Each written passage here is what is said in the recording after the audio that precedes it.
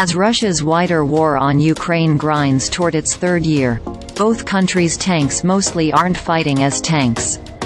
Hounded by drones and artillery, hemmed in by mines, Ukrainian and Russian tanks tend to hang back a mile or two behind the front line, angle their main guns high and fire at targets their crews can't see.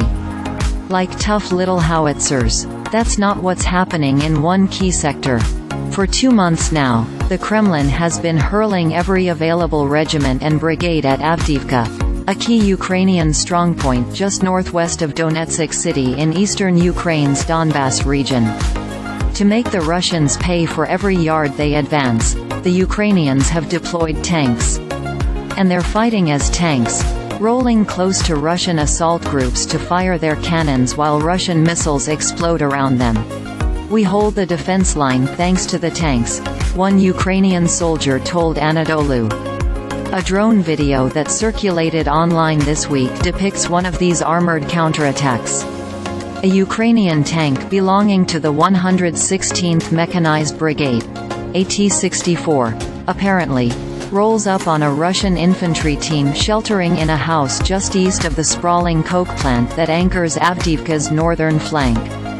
Rapidly advancing, then retreating, then advancing again in order to complicate the Russians' aim, the T-64's three-person crew fires several rounds from its 125 mm main gun and demolishes some structures.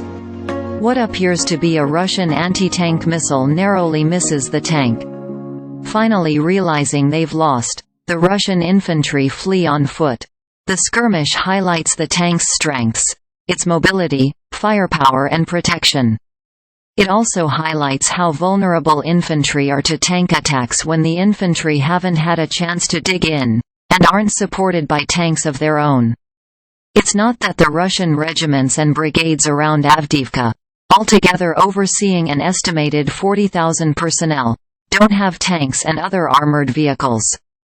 They do. We recently observed, north of Avdiivka, a rare tank-on-tank fight. But the Russians learned the hard way that long columns of vehicles are extremely vulnerable while staging for an attack. For the first month of their Avdiivka campaign, the Russians sent column after column toward Avdiivka, only to run into pre-sighted Ukrainian kill zones south, east and north of the city. Blasted by mines, artillery and drones, these columns lost hundreds of tanks, fighting vehicles and other vehicles. In mid-November, Russian commanders switched up their methods. Perhaps noting the successes the Ukrainians enjoyed this summer while deploying small dismounted infantry teams, the Russians began leaving their vehicles behind. Russian forces are employing fewer vehicles in smaller numbers, Ukrainian analysis group Frontelligence Insight reported on November 24. There's a notable increase in the use of small tactical groups. When unsupported, these infantry are fodder for experienced tank crews.